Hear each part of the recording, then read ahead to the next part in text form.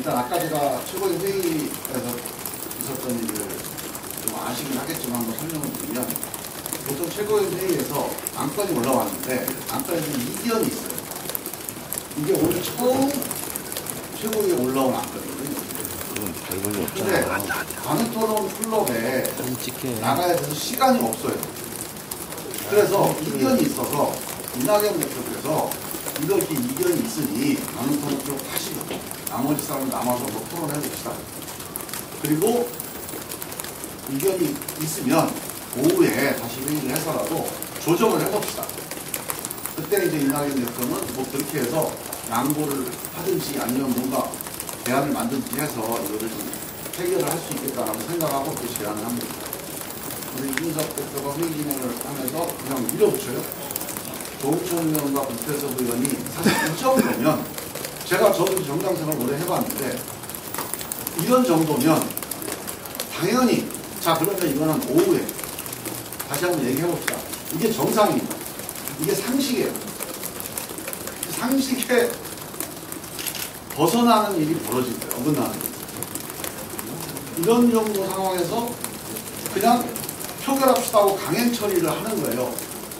이낙연 공동대표가 이거는 조금 더 논의합시다라고 얘기하는 상황에서, 그러니까 이거는 사실상 어떤 결정을 하는 게 아니라, 자, 이 안건 결정이 중요한 게 아니고 이 통합을 파기하겠다는 선언을 한 거라고 봐야 됩니다. 그리고 여기에 대해서 저는 김태섭 의원, 조홍천 의원, 양양조 의원 다 그렇게 해본 분들 아닙니까? 당에서 회의해본 분들 아니에요. 만약에 정상적인 정당이었으면 어떻게 하겠습니까? 이거를 뭐 일주일 내내 토론해서 더 이상 이제 임대점에 다다랐다. 데드라인이다. 오늘 결정 안 하면 뭐 선관위 등록이 안 된다. 뭐 이런 상황 같으면 표결할 수 있죠. 근데 오늘 처음 안건이 올라온 거예요. 30분도 채 논의를 안 했습니다.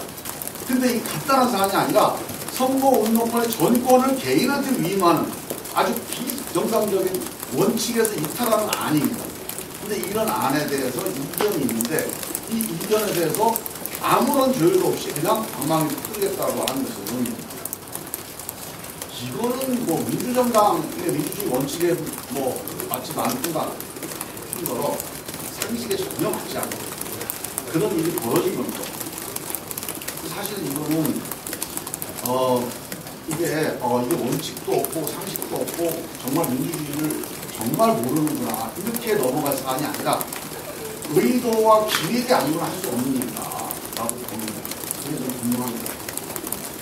그런데 이제 그래서 저는 뭐 그렇게 생각을 했죠. 아 이건 의도된다. 통합을 파기하기로 작정을 했구나 라고 생각을 했는데 아니나 다를까 오후에 여기 뭐 언론인들도 한번 받아보실 텐데 언론인 기자분들이 저한테 보내놓은 메모를 보니까 이준석 대표가 기자들하고 투타임에서 이낙연, 김종인 두 사람이 그만두면 천하람 의원의 두 사람의 최고위원도 임명하겠다. 그리고 김종인 대표한테 찾아가서 정권을 주고 공관위원장을 바뀌겠다. 급소하겠다. 이렇게 얘기를 했다는 거예요. 사실 아직 우리는 이 통합을 어떻게 할까에 대해서 아무런 발표를 안 했지 않습니까? 우리 내부적으로 회의도 안 했어요. 우리 오후 4시나 돼서 그 회의를 시작을 했습니다. 그리고 좀 더 신중하게 상황을 보자. 근데 이미 이준석 대표 마음속에는 이낙연, 김종민은 이미 이 당에서 지워버린 거예요. 몰아낸 거예요. 그리고 공천권을 김종민한테 갖다 맡기기로 결심을 하고 이게 마음속에만 있어요. 이 정도는. 기자들한테 얘기할 정도면 아예 이 통합 파기를 선언한다는 것입니다. 이런 상태에서 이제 김종인 위원장 문제가 또 심각한 게 뭐냐면 김종인 위원장이 얼마 전에 언론 보도에서 이낙연이 없어지면 사라져야 갈 수 있다 이렇게 얘기를 해요. 사실상 김종인 대표를 끌고 오기 위해서 이낙연 대표를 몰아내야 됩니다. 지워버려야 돼요. 그런 의도로 또는 그런 계산으로 아마 오늘 최고위원회에서 말도 안 되는 비민주적인 그런 안건을 강행을 했다. 이렇게 이제. 그래서 이거 전체적으로 통합 파기를 기획한 그런 기획이 집행된 걸로 이렇게 보고요. 이게 이제 어제 오는 게 아니고 제가 지금까지 이제 이거 자세히 뭐 내일 이후에 시간 되면 좀 말씀을 드리겠지만 그동안에 논의가 쭉 돼왔는데 뭐 여러 가지 길게 얘기하면 좀 복잡하고 목요일 상황 가지고 말씀드릴게요. 목요일 날 그러니까 그 남정숙 의원이 들어와서 딱 저기가 그 5명 그래서 그 국고부조금이 확정된 15일이죠. 14일 날 확정됐어요. 그래서 15일 날 15일 목요일인가요? 맞나요? 네, 맞습니다. 네. 10일 날 발표했습니다. 그러니까 그거 딱 결정되고 난 목요일 날 딱 아침에 백옥주 씨가 페이스북에 들어오거든요. 이걸 가지고 이낙연 대표도 여기에 동조해달라 라고 압박을 해요. 그날. 그리고 자기한테 선거 관련된 정권을 달라고. 그래서 세 가지를 우리 여러분들 잘 아는 그 세 가지 요구사항을 그날 얘기를 합니다. 그리고 이거를 우리가 여기에 대해서 이거는 뭐 이렇게 가야 되고 저렇게 가야 되고 대안을 제시하니까 금요일 날 이렇게 얘기합니다. 금요일 날 9시 안으로 자기들이 9시에 행정하기 위해서 9시 안으로 여기에 대한 긍정적인 오케이 답변을 안 주면 자기는 이 통합을 취소하겠다. 선언을 하겠대요. 그래서 토요일 날 기자회견을 바로 잡았습니다. 일단 조금 있다가 연락이 와서 통합 파기는 아니고 재검토로 하겠다. 이렇게 얘기해요. 통합 재검토 선언을 하겠다. 그래서 이때부터 이제 이 통합을 깨는 거에 대해서 준비를 하고 계획을 해서 밀어붙이기 시작한 거죠.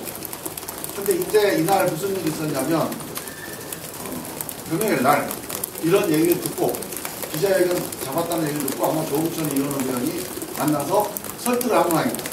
거기서 설득을 해서 다수결로 그냥 밀어붙이면 되지. 뭐 통합 파기를 하냐.